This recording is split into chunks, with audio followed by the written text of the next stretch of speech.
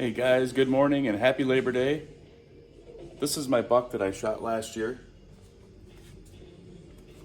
This is the buck I killed on Will's property. And I just want to show you guys the story of what happened and how I took this deer. So hope you guys enjoy it. Check it out. Hey everybody, we're out here on Will's property getting the big box blind set up. But I just wanted to go through my buck last year, kind of the story of what happened and what I did. So I set this tree up here on the corner of this hayfield. All this back here is all real thick bedding area, all pines and stuff. And so I set this tree up, this little pine, and I climbed up there, and I was sitting there, and about eight or nine does were out in the field behind me.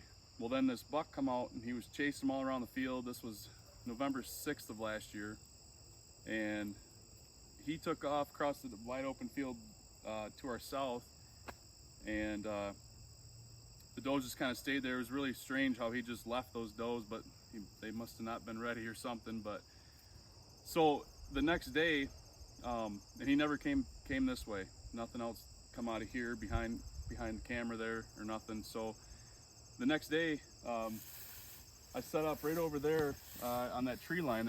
It's a T right there, just right by the truck.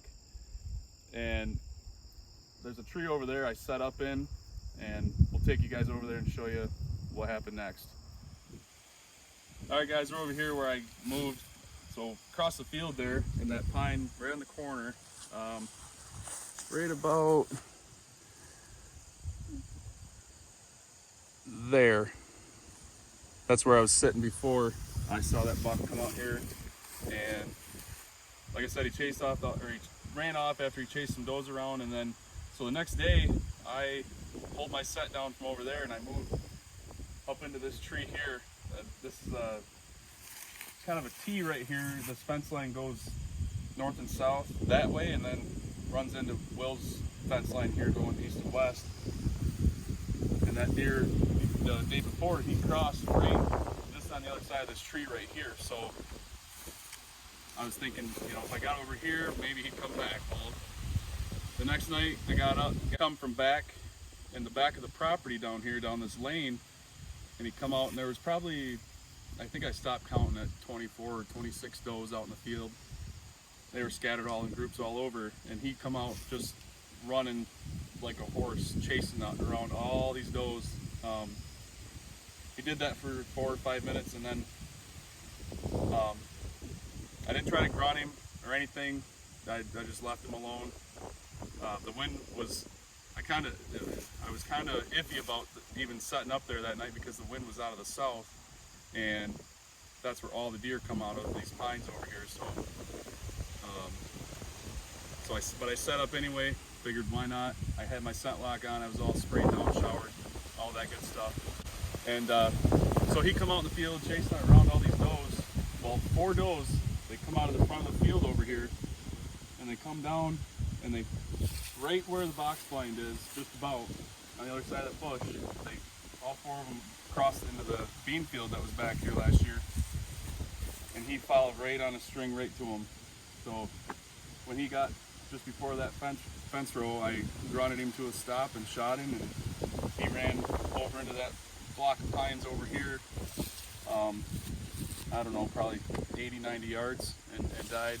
The point of that whole story is that if you see something like that, you can't just go back to the same stand and just expect something to happen. Sometimes you got to get up and move your stuff and go to where the deer are, where they're at, So don't be afraid to pull your sets and get out there and go where the deer are. Just because you're comfortable or seeing deer where you're at, whatever, things can change throughout the season, and that's a really good thing to remember.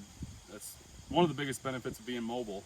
So if you've got the ability to take your stands down or get up, if you got a saddle, you get down easily, pull your set, go set up where you are seeing the action, better chance you'll be in the action the next time you go out. So hope you guys enjoyed that. Hopefully that helps you guys this year.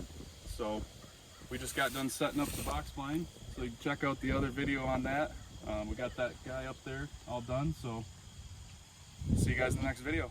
All right, guys, I hope you enjoyed that. Once again, I just want to beat a dead horse here and reiterate that if you guys see action somewhere else, you have to be willing to get up and move. You cannot, I can't stress that enough. You got to get up, go where the deer are. So if I'd have seen that deer that night and if I went back to that same tree and just, oh, well, he might come out this way. He may have, but had I stuck there and didn't move my setup to that other tree, I would have never killed that deer.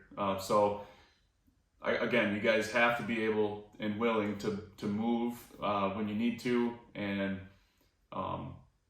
be where the deer are. So that setup, if I was to go out to that property and just look at where to sit, I would have never in a million years looked at that tee and said, that's the tree.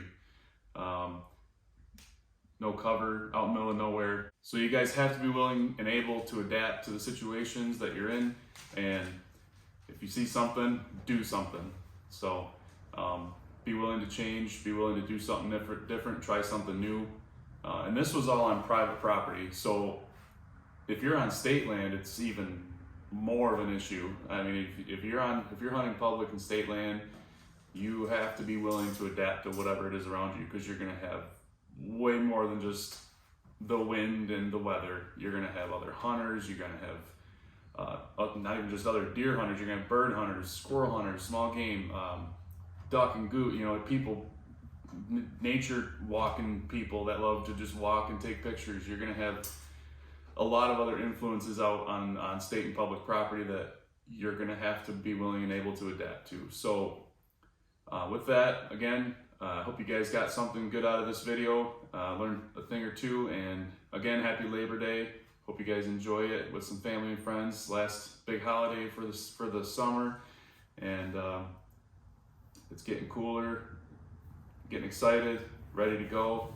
We've been seeing a lot of deer moving around, as the weather gets cooler. So getting pretty excited. So thank you guys for being here. Like, share, subscribe with your friends. And we'll see you guys in the next video.